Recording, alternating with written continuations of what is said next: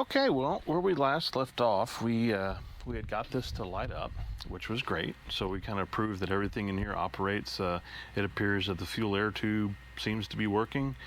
Talked about what we might want to do with it, what our next steps are. And it's kind of funny, like, I look at something like this and it's working so good so easily. I'm like, wow, how much harder do I want to work on it? But I really don't like the fact that all the brass stuff that is in here is all painted.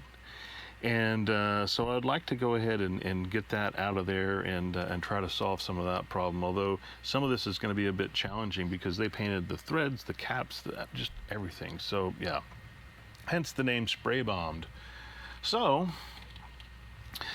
the other thing I want to do is I probably want to take a little test polish here on the nickel, because this doesn't really look to be all that bad. I mean, it looks really to be in quite good shape. There's not a whole lot of pitting and stuff like that. So on the top here, you might be able to see that it looks a little bit yellowed, and I'm not sure if that's fuel residue or we're seeing some of the underlying brass peeking through. Like right here, you can kind of see that. It looks a little bit interesting. So I think what we're going to do here, just to satisfy my curiosity and maybe yours, is that we're going to whip out the old mothers and the quadruple aught steel wool and see how this responds to this. So I'm just kind of curious to see what shape this is in. So let's try some of this colored area here first and see if that isn't fuel or if it is brass that's showing through.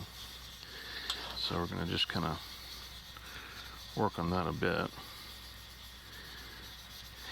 So the quadruple aught steel wool does a really nice job of smoothing everything out. It's not going to scratch, and the mother's polish here is also a very gentle polish, and because it's designed for aluminum, mag and aluminum polish.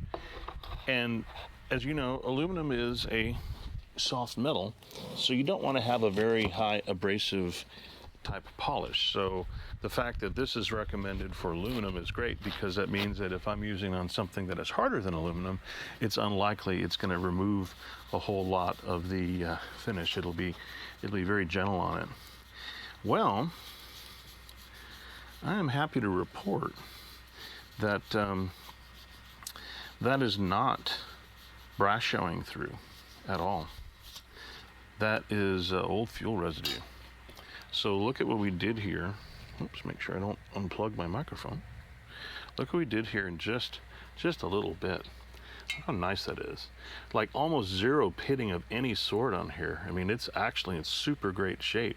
So it won't take much to bring this thing up to just its absolute lustrous beauty. So this tells me that I'm going to go ahead and pull the valve from the fount, and which will then allow me to get everything clocked properly and put it back together like it's supposed to.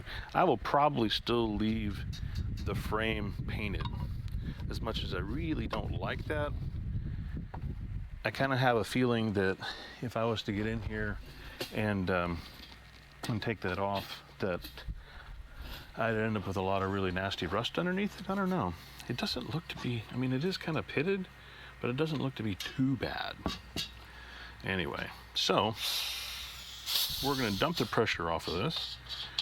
We're going to decant the fuel into, we'll put it into here, because I can use a large funnel for this, and then we'll filter it coming out of here. So we can use it again later when we're ready to go. All right. Yeah, and then once we get the whole thing completely apart, we'll hopefully by that time I will have sourced some BBs, and then we'll throw some BBs in there, wash the tank out with soap and water to get all that stuff out, and then it should be good to go. But yeah, this is definitely, the fuel is quite rusty looking, and we're just going to pour this back into here. Actually, you know what we're going to do? So I'm not going to pour it back into my clean bottle. I'm just going to store it in here, and it'll be fine sitting right there. So we're going to start by pulling the generator out, and then going from there. So this is a little bit grubby. I always like to have these little parts trays, and these are actually from Northwest Airlines that I bought at a surplus store, but they're like silverware trays, but they're excellent for doing this kind of stuff. So first things first, we're going to go ahead and pull the generator out. So that should be quite easy. Yeah, it comes loose nice. Although it's got all that paint on there, which is making it a little bit harder to get off. Usually these spin off pretty quickly. There we go. Still a little bit gummy though. Yeah, we'll get all the paint stripped off of this so it won't be such a mess.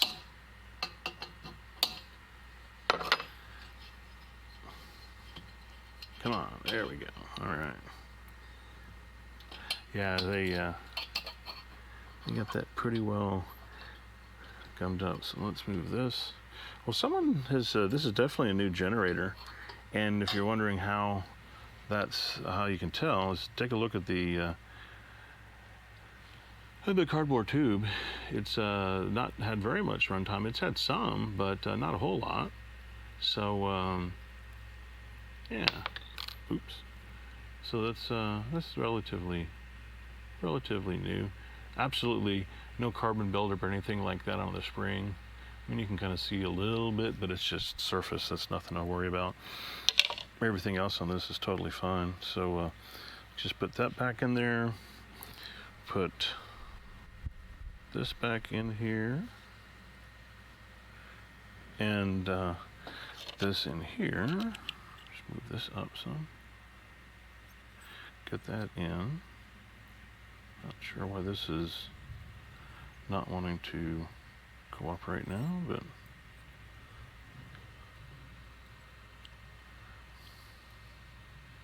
should. All right, so I'm not going to fix that till it's broke. I'm just going to leave that. So now what we want to do is that we've got that off, so now I can unloosen the screw here on the back side and then get the burner tubes off. So I'm going to get us a relatively largest kind of screwdriver. Oh yeah, this is how you know you're living right or something like that, because that just came out super easy. So it definitely tells me that someone may have been in here before. I don't know, but at least that part is not hard to get off. Now, the real test. Oh man. Oh yeah, this is great. This is super great. It's also, I think, broken. Is it? No? Nope. That's just the way that thing was designed. So anyway, this I can kind of hit up with some paint stripper and get all that off, because underneath here, I mean, obviously you can see it's all brass, and then you won't have all this discoloration. It'll all just look the same. So we'll get that off. I wonder if we can get, if we're lucky enough to get this to come out.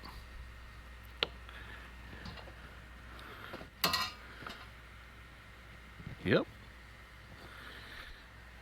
That's good. This is one thing that's kind of about nice with these older ones. I mean, they're all I don't know if that will come out or not. We might have to play around with that a little bit.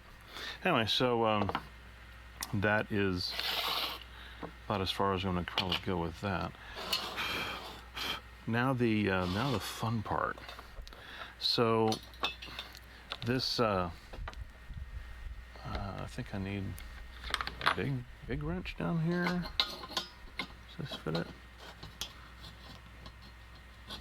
Actually, I have a wrench from a mil-spec lantern, and those have a wrench that fits that. So the trick is finding that wrench, whatever I manage to do with it.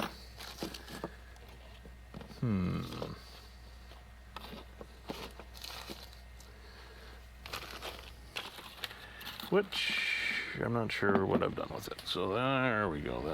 I've probably, well, you know what? I may have actually put it back in the lantern. So let me get this dude. I don't know if you can hear the thunder in the back, but yeah, we've got a bit of storms running through here today. Yep, I sure did. So yeah, so if the thunder's in the back, don't worry, it'll go away soon. Anyway, the nice thing about these mil-spec lanterns is they have this wrench which is bent and it fits here, and it fits the shape of this, so it makes it a little easier for you to get in and remove the nut. But in this case, the way this nut is situated, it is almost perfectly in the wrong spot to loosen. All I gotta do is just get it a little bit loose, and then maybe I can have some better luck. I don't know. I might have to resort to the vice grip needle nose treatment on this.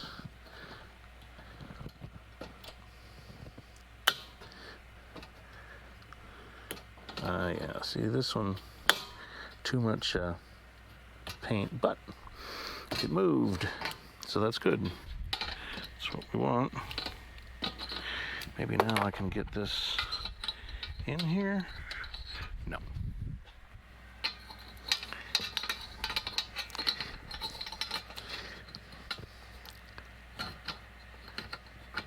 Yeah, this is almost absolutely, well, not almost absolutely, it is pretty much perfectly aligned to just not want to come off.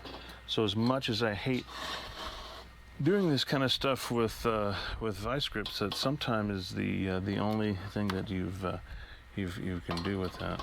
It's another thing here I noticed that I didn't look for earlier, but this is yeah, it's definitely, this is really early because they were using cotter pins to secure the bail.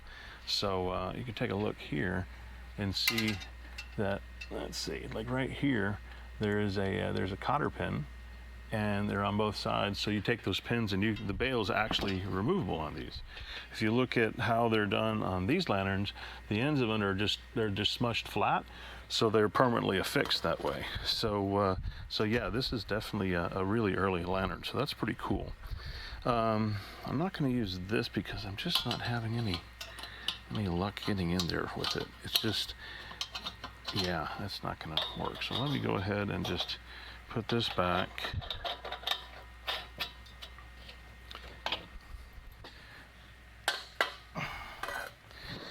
And continue to do this. And like I said, it makes me feel even worse now that I'm like going, oh hey, this is a really early version, and I'm just totally munging it up with the vice grips here. I wish I had a wrench that fit that better, but I do not. This fits a little bit.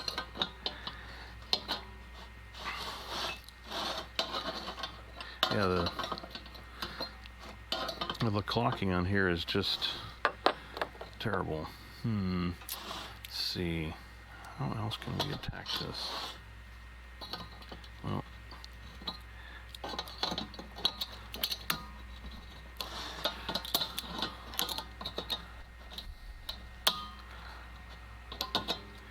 yeah, that's really kind of annoying.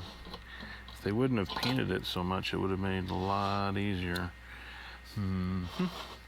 Because what we need to do is that this needs to be loose, because when I put the wrench on here, because we'll take this off by basically putting this wrench on here and then running a screwdriver through here and then turning this to get the valve out. In fact, we'll see, can we have any success with that now? No. So, which is not surprising. I have a lantern vise which will hold the fount vise, which will hold that, so that way I can get that loose. So yeah, still really hot in the shop here, but all this is being complicated by this. So what we're probably going to do is do another little bit of magic here in post, and then magically this will all come loose and you don't have to watch me sit here and cuss at it. So yeah, we'll pick you up in just a second.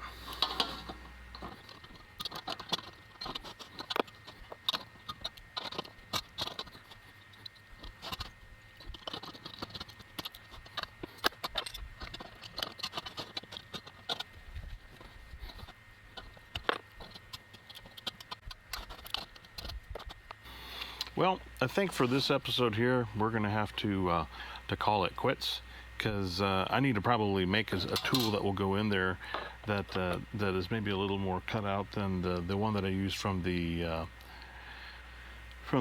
military liner, from the Coleman 252, the mil spec, and so that way I can get this removed without causing any further problems and whatnot, because yeah, I just can't, there's not enough clearance for this, and I've seen what other people have done, and I know that you can get like a crow's foot wrench and get that in there and then take it off, and then everything should be fine from that point forward. So that's probably what we're going to have to do to get that to work like it's supposed to. And yeah, so that will be that. So until next time, keep them lit.